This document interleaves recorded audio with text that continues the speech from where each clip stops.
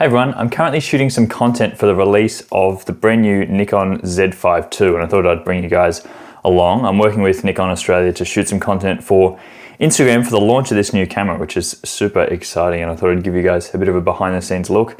This isn't going to be a review of the camera. I got to be honest with that, because last time I posted a video of me doing behind the scenes work, you guys got pretty annoyed that it wasn't a review. This isn't going to be a review, but I'm going to talk a little bit about the camera in this video. And if you're interested in how I make content for Instagram and for the new launch of this camera, stick around. It's funny, because I'm not a videographer and I don't do a lot of video work. As a photographer, it's kind of weird to know what to do. I'm just recording a clip that's going to go as a bit of an overlay, a bit of like B-roll, I guess, in one of the Instagram videos. And I'm not a videographer, so I'm trying my best to do what I can here at home and make up some content. Hopefully it's interesting. Over the past 18 months, I've developed a bit of a style for posting videos on Instagram. I'm sure you guys have seen them in my Hey Mike style, but I'm actually a photographer first and foremost, and I do that to educate photographers on other photography things. And so when brands come to me and want me to make a video for their products, it's always like a little bit out of my bag to make a sort of promotional video or even talk about things, doing behind the scenes videos, even creating content like this. It's very strange because I know how to make videos, but it's not my primary thing that I do. So I'm always throwing myself a little bit out there.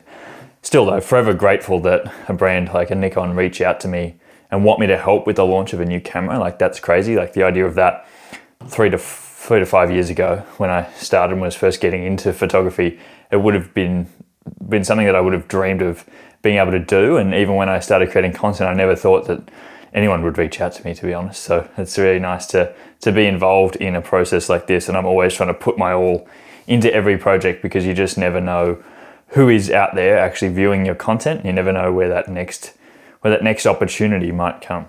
I'm currently working through a bit of a list of shots that I need to get. I've already recorded the A-roll of me coming through the door, asking questions. I scripted that a couple of weeks ago and recorded that. Now I'm just adding some B-roll over the top of things that I'm talking about in the video. Now, the one I'm talking about here is that it has dual SD card slots. So how do I record that? I suppose just a close-up video. I want to record SD cards, but I can't put other brands in the video. So I can't put the brand of the SD card in the video. So what I'm doing is I'm putting a bit of tape over the name. I always like to remove things practically. I don't have the skills to edit things out as much as probably other people do. So remove them practically if I can, and then otherwise we'll deal with it in post if I really had to. But I'm always like, remove things as practically as I possibly can first. Actually, scrap that. I didn't like it as much as I thought I would. So instead what I'm doing is just taking off that part of the sticker with the branding on it, on the SD card. Here's the original idea with the tape on the left, and on the right is where I've just cut off that part of the sticker. It's the only part that's going to be hanging out, so you won't see anything else. I tried to shoot it with the SD cards without labels on it, but they were too black and dark and didn't stand out. So I used the ones with the labels. Maybe I'll try to edit it out in post. I'm currently shooting on my Nikon Z6III. That's what I'm filming on for the behind the scenes. Obviously I'm shooting the Z5II. I'm recording here on my Nikon Z6 as well. So a few different cameras going on here, but a lot of stuff everywhere. So this next shot that I want to do, a little bit scary. I want to show that the camera is weather sealed. Now I'm going to spray the camera with a bit of spray and to get it wet, just to give it the illusion that it's actually wet. I'm not going to go outside in the rain with it, although it probably could do that, and I have done that with my cameras before. I'm not going to get this pre-release version wet, but I want to show that it can work. So let's try that out.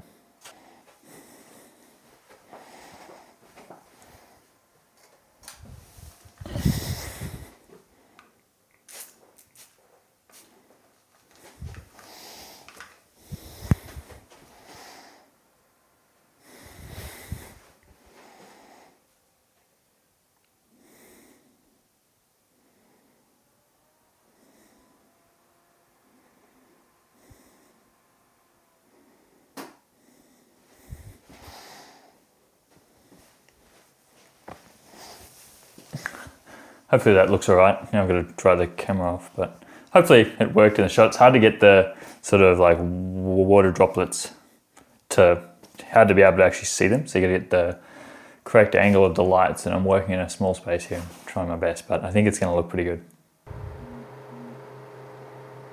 I've got a few other shots to get, but overall I'm looking pretty good. Most of the other ones I've got to do are sort of outside B-roll and examples using the camera. I'm throwing some photos, examples that I've done, that I've taken with the camera, and also some video examples as well. You know, this camera shoots 4K 60, 4K 30 and 12-bit NRAW. So just doing all those examples and try to throw them in the video as well.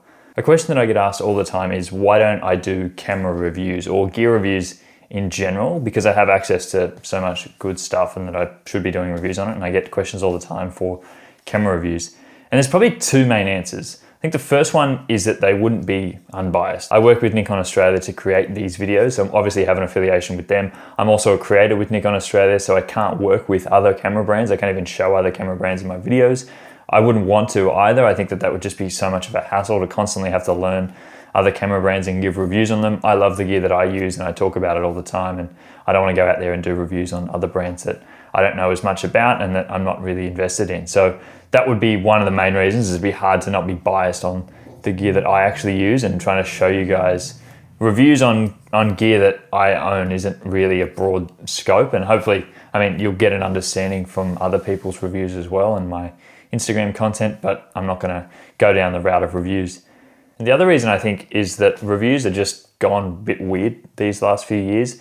I think that reviews aren't unbiased at all. They're all pretty biased online. These people that are doing gear reviews aren't photographers or videographers. They're not working in the field. They're just reviewing gear. That's the full-time job, and totally fine. People can have whatever full-time job they want and they can do that for work, but it is a constant thing where you've got to be continually reviewing new products to stay relevant in the industry. And I just don't think that's a route that I want to go down. I'm a photographer myself.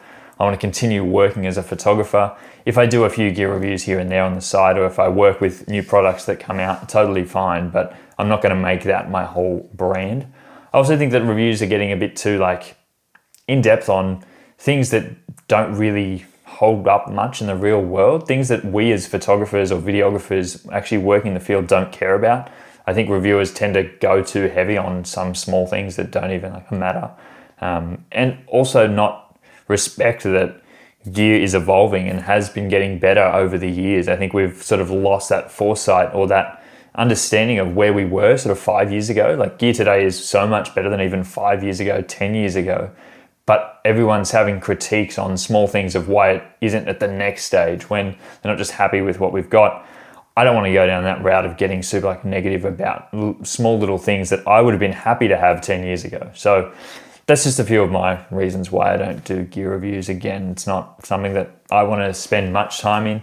I'd much rather go out, use the gear, and actually go and work as a photographer. I think gear helps me to do my job. It's not my job itself. So it's a little bit of the reasons why. And I know that I have access to so much cool stuff. And if you guys have any questions ever, please let me know, because I'm happy to answer them, but I'm not going to be making full video reviews on specific gear. And now the last thing that I've got to do is shoot a cover photo for this video for going on Instagram, shoot a bit of a vertical thumbnail, if you will. So I've got to do that. I have so many different ideas, and I don't know about you guys as creatives. You have so many different ideas, but then don't know which one to pick, and I haven't got time to do them all. And I'm like, do I have it in studio? Do I do it with flash, no flash? Do I go outside and take it? Do I hold the camera? Do I just put the camera by itself? I don't know. There's so many different possibilities that could go into this. And again, it's probably not worth stressing about, but these are the types of things that I spend way too long on because I'm a perfectionist, and here we are. So that's going to be me probably for the rest of the afternoon. I'm probably going to be trying to take this photo and then edit up the video and see how it goes. And hopefully you guys are seeing this by the time the camera's out. You may have already seen the video, so hopefully you enjoyed that. Hopefully you enjoyed this little bit of a behind the scenes of me creating content with a new camera. If you've got any questions about the camera, let me know. Happy to help as much as I can, but as I said, this isn't a gear review on the specific camera. I know that I'm talking about it being a really good camera in the video, and I genuinely believe that it is a really good camera, especially for the price point, especially if you're first starting out, going into a full frame. I think it's a great camera. So I definitely don't have anything but praise about the camera for where it is in the market. So if you guys have got questions, let me know. But otherwise, I'm going to get back to creating a thumbnail for this video. and I will see you guys probably sometime soon, hopefully with another tutorial, something else behind the scenes maybe as well.